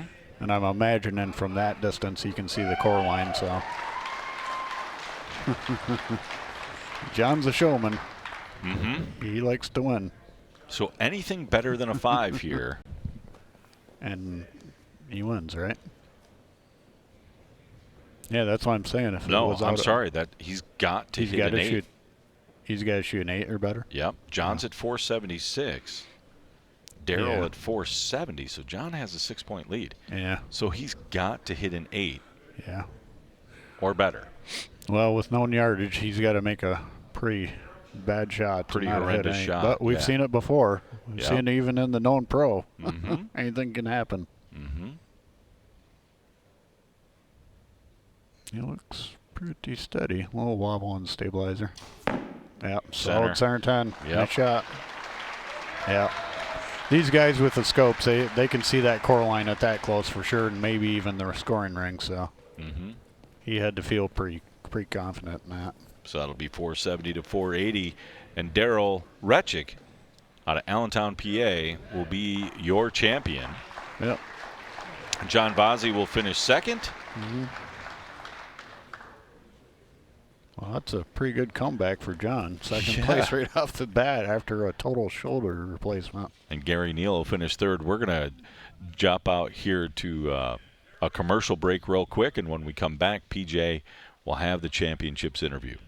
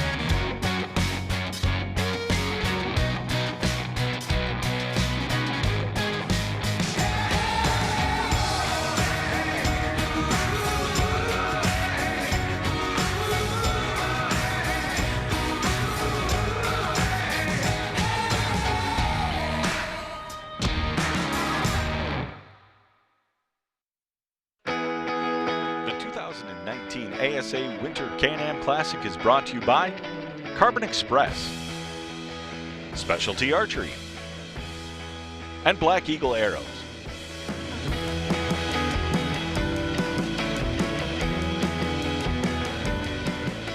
All right, welcome back, folks. Here we are with Darryl Resick. Darryl, senior known pro champion. How's that feel? Well, it feels pretty good. Feels pretty good to start off the senior pro with a win. And now, Darryl, you're from Allentown, Pennsylvania, so you come up to this tournament quite a bit? Yes, we the last probably good 3 years, I believe, we've been up here. Gotcha. So coming into this, into the finals, you had a pretty decent lead. What was your strategy through the shoot down? To not give any points back. We don't shoot a lot of McKenzie targets. We shoot a lot of Reinhardts more in my areas, so we're not real familiar with the body. And you get a lot of silhouette shots anymore. So Right. So just trying to keep them in the 10 ring and watch what the guys are doing to see if I have to do anything. So, incidentally, mentioning that you usually see a lot of Reinhardt targets, there's 2 new ones out there, the Taper and the Wolf. Did they throw you, or did you figure them out this weekend? The Wolf got me. I actually thought my shot was pretty good on the Wolf. I didn't realize actually I drifted back. It felt kind of forward holding over that arm. So. All right. Well, congrats, Darryl. We appreciate it. Okay. Thank you very much. Thank you. And welcome to the 2019 ASA Winter CanAm Classic here in Syracuse, New York. My name is Chuck Cooley, and we are just underway with the men's known pro shoot down. I'm here joined in the booth by Scott Tozier, and we're watching the top 5 shoot off here. What you just saw was Timothy Brown. That was Danny Coble. That the was first one. Danny Coble. That was Robbie Knott. He was actually the team captain earlier tonight in the USA Canadian shoot. This is Reese Loeffler, qualified with 424. Yeah, I know Reese pretty well. I've shot with him quite a bit over the years. And then coming up next, what we'll see is Chris Wegner. Yeah, there's a ton for Reese. Reese just keeps getting better and better. Now, Chris laid down a blistering 442. Yeah, Chris is just a rock. This guy holds like you cannot believe. He was shooting really good today. No. And he got overtaken. Oh, this is center 10. Yeah, he was going for the 12. And here's Ian. I know Ian. I haven't met him by... Ian Copenhaver. Yep. Got there's the a 12. Good 12. Yeah. Now, he eked out the lead with a 444 for the high qualifier, and he was the United States team captain earlier tonight for the Team USA Canadian shoot. Yep. I can tell you 44 up on this course was that's some shooting. Now, you know that because you helped set that course? I did. I was really interested to see what the scores were going to be. I know we had a turkey at 45 yards that was getting people's attention. I think that was the shot of the tournament. PJ did a little bit on it. So Robbie with a 10. Yeah. This is going to get interesting because these guys can shoot. I know it's a lot of local guys, regional semi-pros, and I don't think there's any normally known pros here, but there's some semi-pros in this region that can really lay it down. I know Chris is placed in K50 last year. I think down in Augusta when I was there, he was in either second or third. With There's a 12. A 12. Yep, there it is. That was Ian, right? Yes. Yeah. Ian's coming out blazing. So now Ian moves over. He will be our first shooter. I'll be interested to if he'll try for the 14 or just stay safe on that. The taper, the black and white splits the center of the 10, so there's definitely usually a good spot to aim at. So the there's 12, a look at the scoreboard. 456 for Ian. 452 now for Chris. 434 for Reese. Oh, he shoots a trigger. I didn't know he shot a trigger. Yeah, he's going for the 12. Yep. Laid a 10 in there. Yeah. There's Danny. I've known Danny for quite a few years, too. He's a really good shooter. He's from PA, too. He's going for that 14. Trying to make up some ground. Well, he's got to. He's kind of way back there. Yeah. I talked to him earlier. He was pretty excited to make this shoot off. Yeah, Danny's a good guy. All these guys are really good, really approachable guys. Robbie coming down from Canada, going at the 12 there. Just missed it. Solid 10. I think Robbie's the only one in the shoot down that I haven't shot with and know pretty well. So this is a series of 5 targets. Reese looks steadier than steady. Center 10. I just don't think you can see where to aim on that. Even though it's not very far, it's just like shooting in the dark. There's Chris on the long one. Nope, center. Mm-hmm. But that's a safe shot, really. Yeah. I mean, you should probably be going for that. Right. But well, he probably saw he's Ian not didn't- so far out of it. Right. Yeah. Ian didn't lay down a 12 or 14, so he's probably thinking, I'm not going to lose it here. Right. So if Ian had hit the 12, I'm sure Chris was going to aim a little harder. Mm-hmm. So Ian with a 10 there. Chris's nickname is the Beast of the East. Pretty well known on some of the Facebook forums. Another 10. Chris has been a really big proponent of known 3D in this area.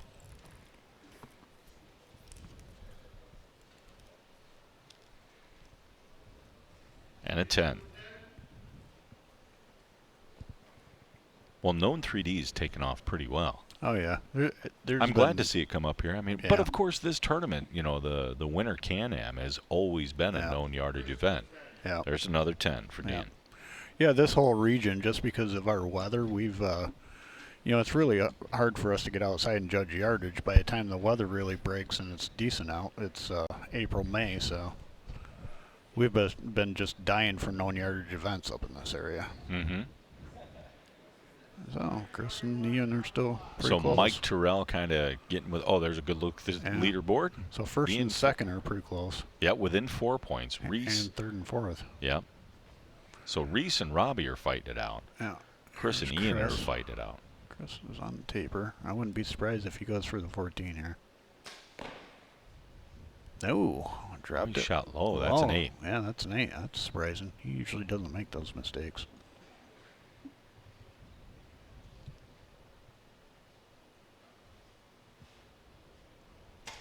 Looks pretty solid too. Oh, there's a good 12. Now that's going to put the pressure on Chris. There's Danny. Nope, going for the 14. It's kind of got it. Although third and fourth were pretty close, so.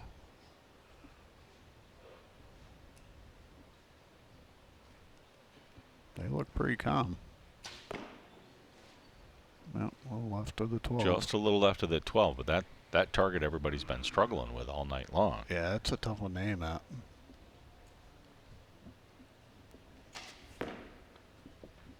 Looked like it got the 10. That'll be a 10 for sure. And we'll get the officials out there to flash us some cards and see who's got what. Now on target number 1, we've got Chris Wagner. Oh. They're going to take a look down there at that. We think that's an 8.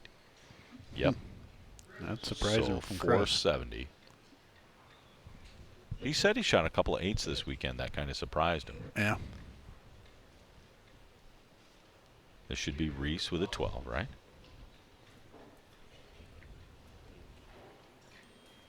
Just missed that 14. Yep.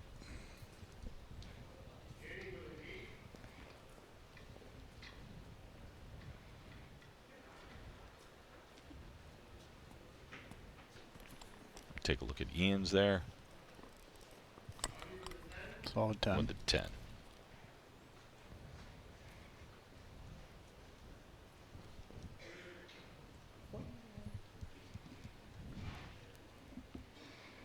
Yeah, that bore with the angle it's at and the lighting in here is it's like shooting in the pine trees in the woods. At a black cow. It's like a billboard.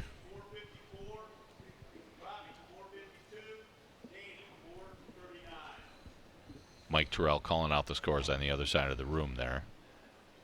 Now we're into our 4th arrow. We have 5, and then we go to 6 if there's a tie there. Ooh. 478. Ian's definitely got a pretty good Write lead here. those down. 470. Third and fourth is definitely close, so you could see some movement here. Yeah, with only a couple of points separating those guys. Yeah, Chris has got the wolf, so that's going to be a tough one to go at. I don't know that you'll see him try for the 14. So Ian should kind of be on cruise control here. Yeah, Reese is rating us for third. Oh, there centered you go. that. Yep. Yep, he's shaking his head. That was a good one.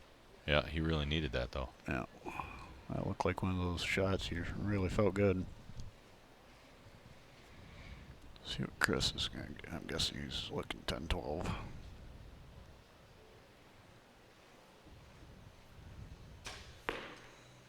Well, he was going for the 14. Huh. Yeah. He wants first or nothing, I guess. Well, that's down. I don't see the clock going either. Wrist strap shooter. Yeah.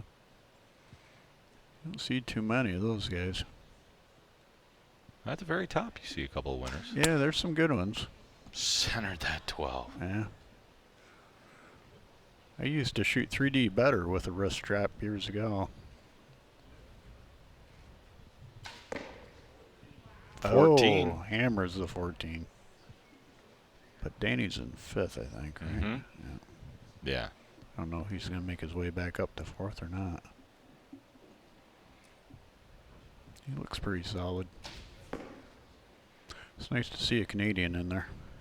Yeah, I'm really excited. I mean, we have a huge contribution from the Canadian definitely side. I mean, there's 140-ish Canadian shooters here this weekend. Yeah, the Canadians have really made this shoot what it is. I mean, they just come down by the droves for this shoot. They love to see all the vendors. They do a lot of business. Chris going for the 14. Chris isn't a guy to back down from a fight, though. I can tell you that. He's a winner take all guy. It's a great shot, even with a letdown too. Letting down in this situation would definitely make me a little nervous. 14. There we go. Great Danny. shot.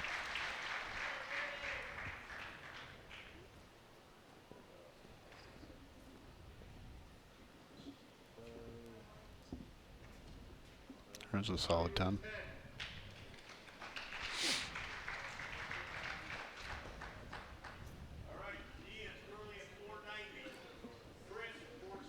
Let's see the scores here.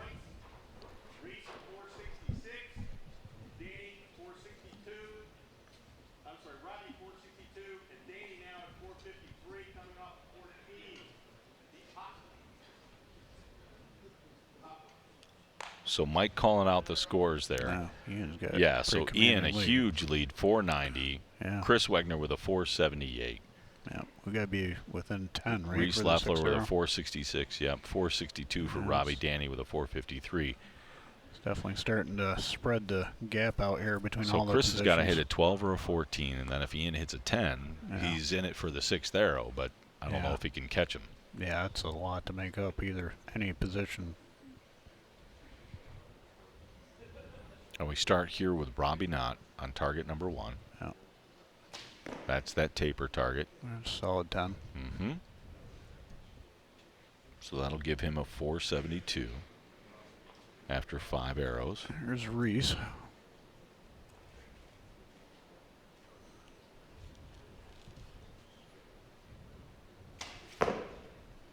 Ooh, that might. I think that's a top. I don't think he's Yeah, going to that might pull be- that. That might be just over.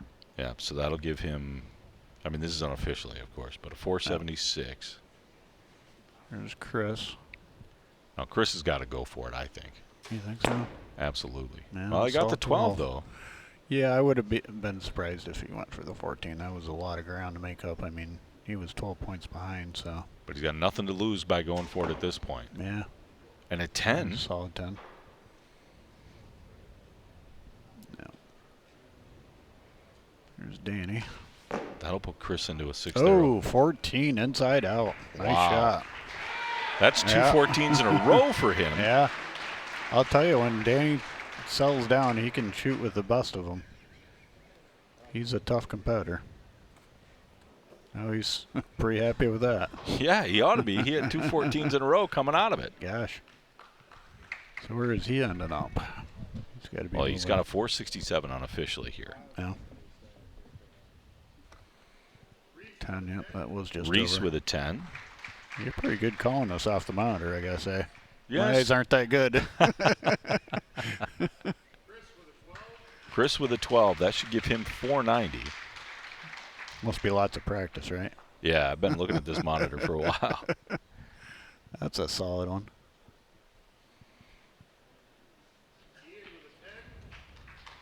Ian with a 10.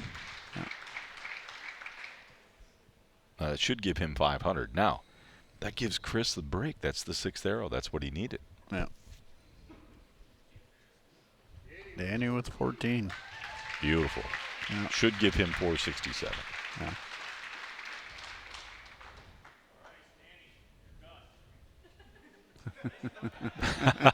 Mike, Danny, done. 500. Chris 490. In third place is Reese. Fourth place is Robbie, and fifth place is Danny 14 Coble.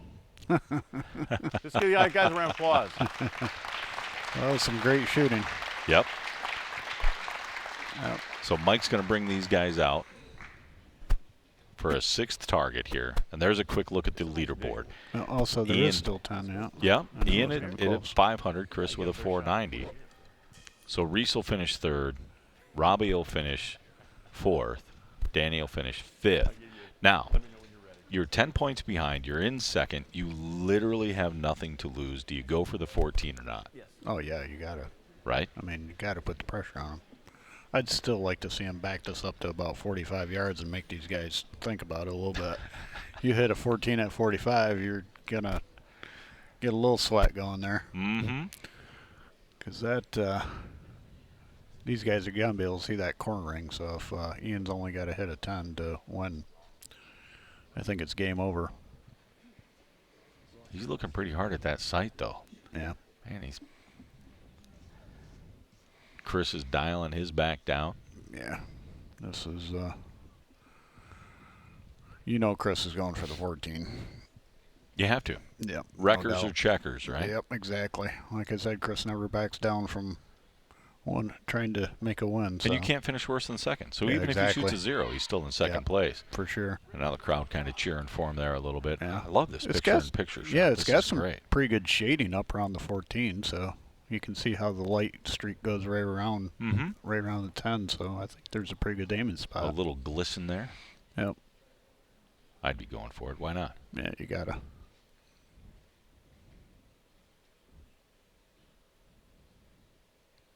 He's looking pretty steady.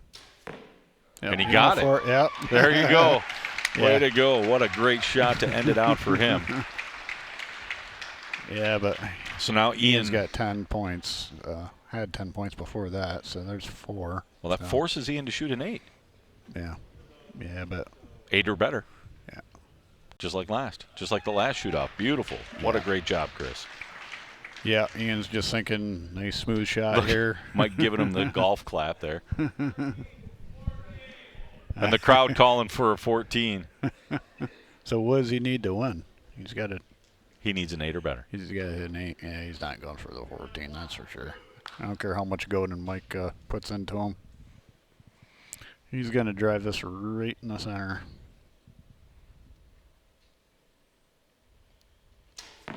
See? Yep. Yep, center 10. Yep. And that'll be your winner. Yep.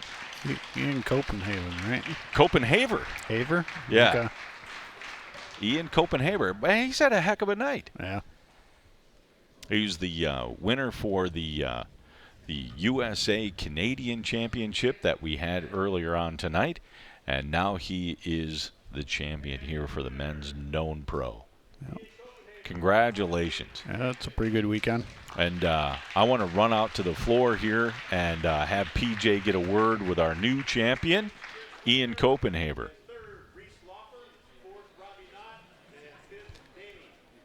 Mike's calling out the scores, calling out the official finishing.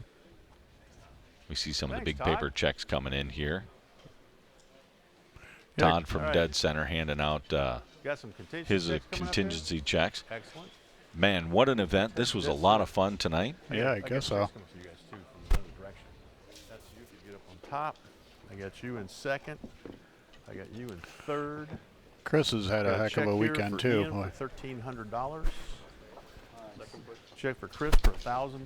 $1,000. For Reese for $600. All right, that looks like a good picture to me. That's a pretty good win right there. $1,300 for first place plus $150 from dead center to be the new champion. That's a good weekend. 13. And that was a great shoot-off, actually. That was kind of fun to see Chris pop a 14 right at the end and put a little bit of pressure on him. I mean, I don't think it. I don't think it really pushed him all that hard. 14. So PJ Riley's going to slide in there and get an interview with Ian. All right, Ian Copenhaver, you did it. How's it feel? It feels good. So you were a team captain for the USA, then you had to come out here and shoot this. Did any playing on your nerves there with the switch? Yeah, I was nervous when I got up here. It's definitely nerve-wracking. The camera's on and there's a lot of people behind you. So what was your game plan going in here? You only had a 2-point lead, but you did catch a couple bonus rings. Yeah, my game plan was to, the closer ones, aim hard at the 12 and kind of see where Chris was ending up and play it from there. But I fell into a couple 12s, got lucky, and made it happen. Now, you say you got lucky, but how was your shot feeling up there? You look pretty steady. Yeah, I thought I was going to be a little bit more nervous than what I was, but I settled down up there and made shots go off at the right time. With the time clock going and the crowd behind you, were you able to tune all that out and just focus on your shot? Yeah, it wasn't too bad. I didn't even turn around, so. So what's this do for you going into the season? Winter CanAm, you're the champion, men's known pro champion. How's that feel going into the season? Yeah, it's a good start. It's my first big tournament of the year, so we'll see what happens. All right. Well, we appreciate it, Ian. Congratulations, and enjoy the rest of the weekend. All right. Thank you. Well, Scott, that's it. We've wrapped it up here in Syracuse, the 2019 Winter CanAm Classic from ASA. Wow, that was a lot of fun shooting tonight. Chris Wagner popping a bunch of 14s. Danny Coball, he called him the 14. And man, that was a lot of fun. What do you think? Final thoughts real quick here before we close out? Yeah, the 14 and the 12s always keep things interesting for sure. They do. Well, you guys did a great job. Great facility. We'll see you guys here next year for the Winter CanAm.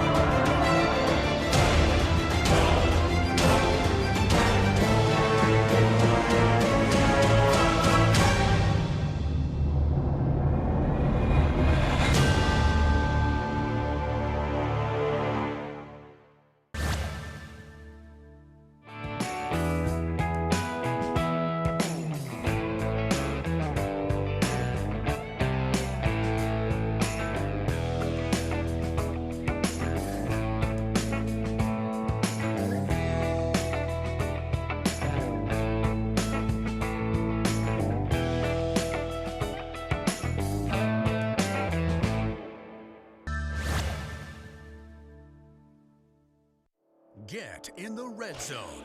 Carbon Express's small diameter Maxima Red SD, taking big game hunting to an all-new level, making other competitors' single spine arrows obsolete. Patented tri-spine technology controls arrow flight, delivering better downrange energy and accuracy, all in a small diameter shaft. Think you're shooting the best hunting arrow in the game? Think again. Stay in the red zone.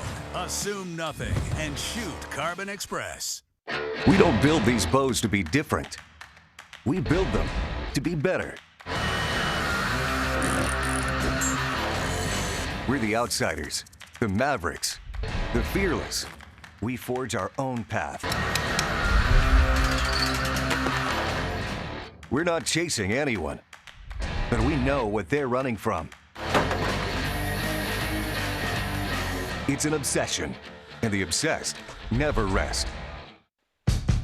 The 2019 ASA Winter CanAm Classic is brought to you by Vortex Optics, Last Chance Archery, and Obsession Bows.